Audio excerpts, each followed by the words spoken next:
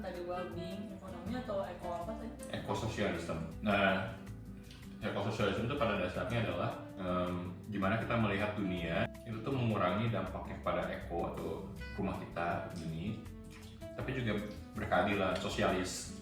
Semuanya itu merata. Salah satunya idenya tadi kan mengurangi jam kerja jadi 4 hari per minggu. Akhirnya lebih banyak lapangan pekerjaan karena yang lebih satu harinya di hari kelima itu jadi kerjaan baru buat semua orang. Orang lebih punya banyak waktu buat taking care of themselves dan taking care dari loved ones-nya mereka, sehingga biaya-biaya misalnya kenapa kita gini, kenapa kita beli makan keluar? Karena kita bosan.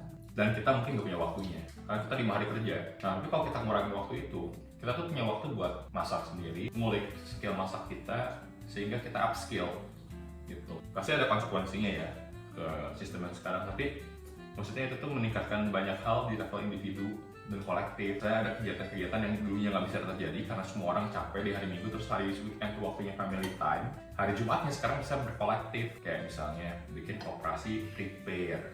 Ada tuh harinya khusus tuh di luar kerjaan utama, tapi kerjaan utama tetap bayar layak gitu. Terus ekososialis juga sebenarnya menentang konsumsi berlebih. Akhirnya cara menentang konsumsi berlebih kan dengan kita bisa lebih aware dengan apa yang jadi kebutuhan. Nah, untuk bisa lebih aware dengan apa yang jadi kebutuhan, kita butuh slow down, sehingga mengurangi jam kerja itu mungkin bisa membuka possibility itu. Cuma memang ada beberapa hal yang perlu jadi perhatian, kayak kalau kita memanjakan orang, kadang-kadang orang yang dimanjakan nggak tahu diri.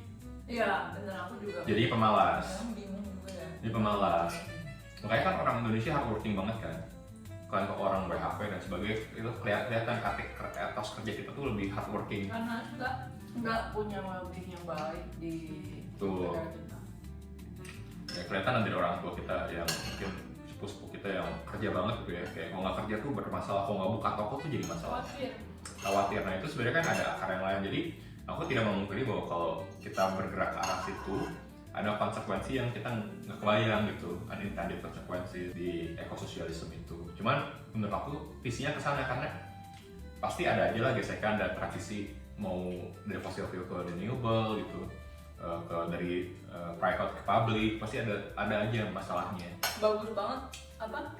Ini kan dulu kamu pernah bahas ya, tapi aku lihat kamu kayak udah beda banget pembahasannya. Satu topik yang sama tapi pembahasannya lebih deep. Ini Iya, waktu itu kita bahas DAI yang lagi di podcast. dulu well-being ekonomi kan.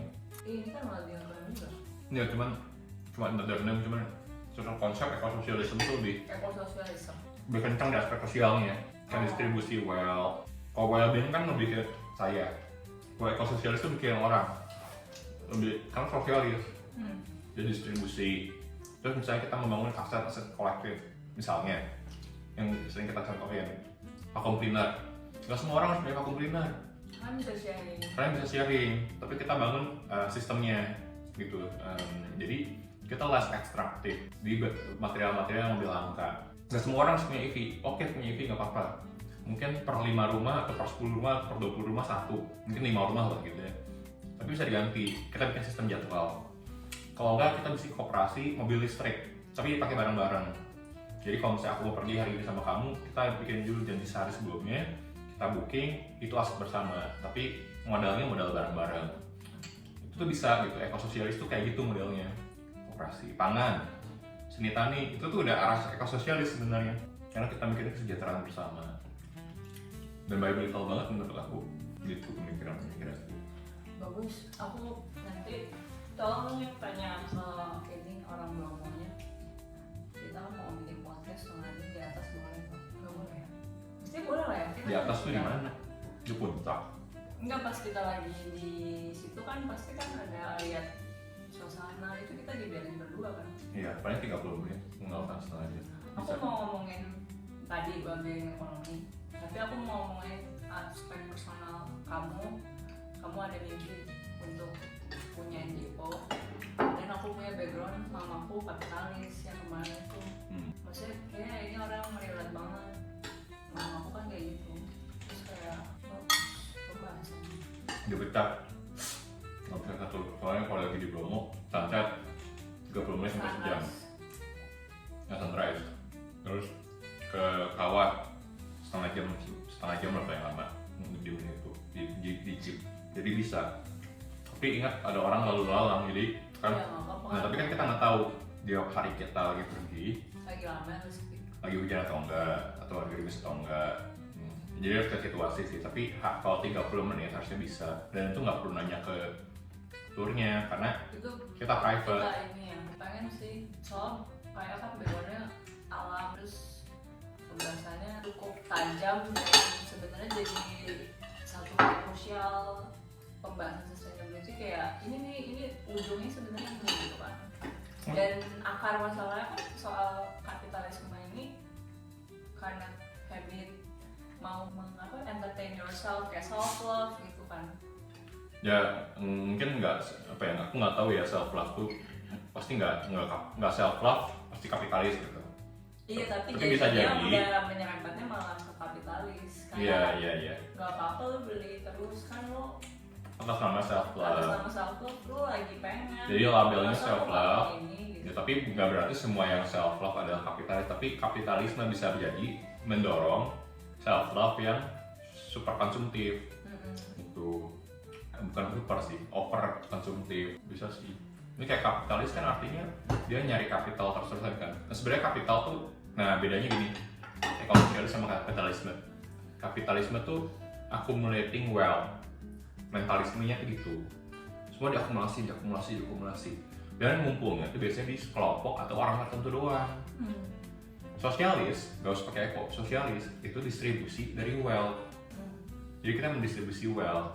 Nah, pada nyatanya pasti kita nggak akan ada dua ekstrim ini. Kayak kita sekarang hidup, kita tuh ada di antara spektrum ini. Tapi kita pengen mendorong, aku pribadi pengen mendorong ke arah ekososialis. Tapi nggak harus 100% sama persis. Karena aku tahu susah. Jadi gimana cara men-shifting ini kayak mama kamu, order. Itu kan gejala dari dia besar di ekonomi kapitalis. Karena ekonomi kapitalis adalah gue harus accumulate aset, accumulate barang, accumulate duit, yang akhirnya dia ada kesenjangan karena yang bisa accumulate cuma orang-orang yang punya modal atau capital. Sedangkan orang-orang yang nggak punya capital itu hidupnya susah. Paling gampang isi lahan. Orang yang kaya bisa beli lahan di mana aja, kapan aja kasarnya. Orang miskin yang prasejahtera nggak mungkin punya tanah. Di kota, di desa mungkin, tapi di kota nggak mungkin. Karena kalau menengah aja belum tentu bisa punya rumah, apalagi beli tanah itu. Dan kalau beli tanah itu tuh harus minimal satu tumbak, satu are. Gak ada duitnya. Kalau 50 meter persegi mungkin bisa lah, tapi kan dijualnya dalam bentuk besar. Itu kan sebenarnya gejala-gejala kapitalisme. Nah, itu. Cuma kapitalisme itu ada beberapa hal yang memang harus hati-hati nge-shiftingnya, karena tadi ya kalau kita nge-shifting langsung gitu, ini orang-orang yang udah di sini tuh bisa jadi ke-affect terlalu pekerjanya. Karena orang kapitalis ngelihat hubungan dia dengan pekerja adalah dia tuh pegawai gua. Cuma Gua bayar lu doang. ya. Tapi kalau sosialis, pekerja adalah pemilik dari perusahaan itu semua. Jadi kayak semacam board, semacam pemegang saham, dia tuh punya a say terhadap apa yang dikerjakan bersama-sama karena ini adalah milik bersama. Beda kan, yang satu owner, satu dua-duanya kerja. Tapi yang di ekososialis tetap ada manajernya. Tapi manajer dan pekerja itu punya ownership kepada si tempat kerjanya. Yang satu lagi eksploitatif, kayak gue udah bayar, lu harus deliver gitu.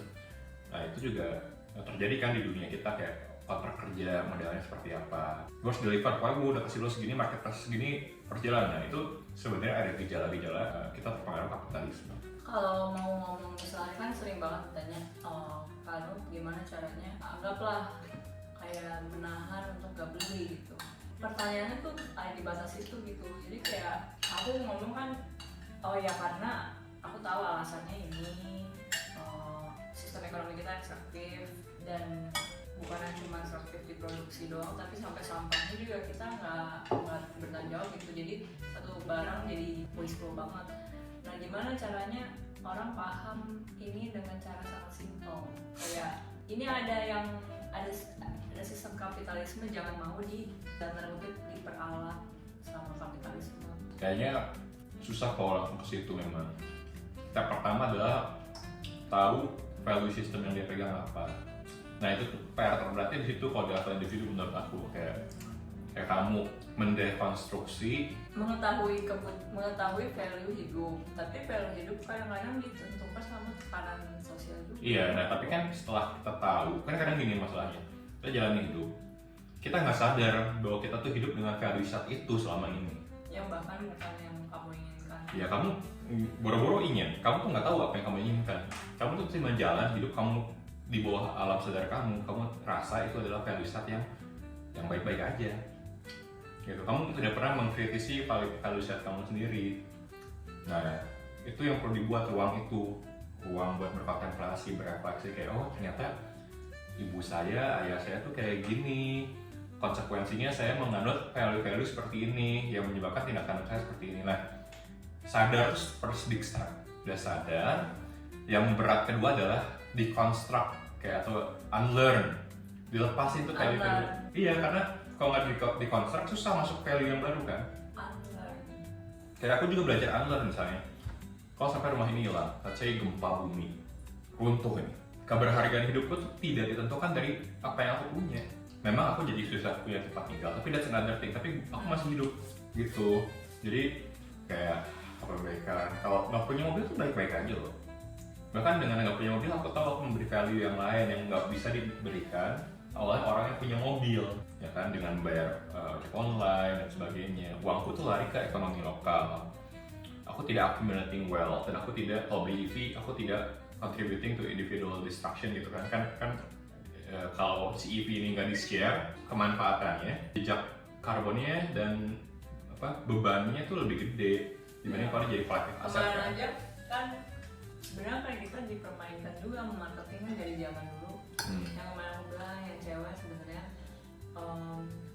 dulu nggak butuh alat cukur, tapi karena mau jualan alat cukur, mau jualan rok, mau jualan fashion yang baru gitu, cewek tuh harus mulus. Jadi di iklan-iklannya tuh cewek tuh gitu, jadi orang-orang mau beli alat cukur, Ya, penjualan jadi tinggi, terus baju, rok gitu. Ya itu yang kita kemarin sempat bahas kan. Bahkan hal itu sampai sekarang masih terjadi di zaman modern dengan cara yang dan produk yang berbeda. Ya itu kan gejala yang semalam aku cerita juga. Gejala kapitalis adalah yang nggak perlu dibikin perlu. Yang nggak perlu dibikin perlu. Iya, yang diada-adain ada value. Jadi sebenarnya marketing penting. Tapi marketing zaman sekarang aku ngerasanya cenderung super kapitalistik. Jadi ya tujuannya adalah biar ini barang laku. Ada yang butuh nggak tahu, belum tentu butuh. Wah harus laku aja. Tapi ya berjalan kan ekonomi itu. Jadi kebayangkan kalau kita geser ke ekososialis full, ini orang-orang marketing di sini struggling nih. Pasti ada isu transisi. Tapi pertanyaannya kita harus geser atau enggak itu dulu. Kalau menurut aku kita harus geser. Kondisinya udah memungkinkan. Betul. Transisinya gimana itu harus diobrolin bareng-bareng. Karena transisi pasti ada, mau dari energi bersih ke energi batubara atau energi batubara ke energi bersih, itu tuh ada transisi, mau either way itu ada transisi. Setuju. Mantap. 110 tahun.